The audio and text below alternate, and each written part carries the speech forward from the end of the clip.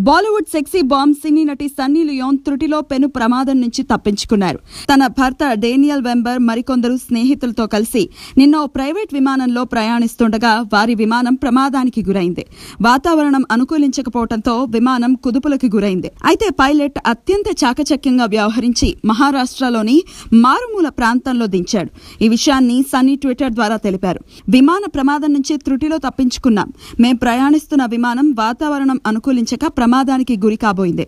మమ్మల్ని కాపాడినందుకు దేవుడికి ధన్యవాదాలు. ముఖ్యంగా పైలట్ సమయస్ఫూర్తి, అత్యుత్తమ నైపుణ్యం కలవారని, వారి చేతుల్లో ఉన్న మా ప్రాణాలను కాపాడినందుకు రుణపడి ఉంటామని సన్నీ తెలిపారు.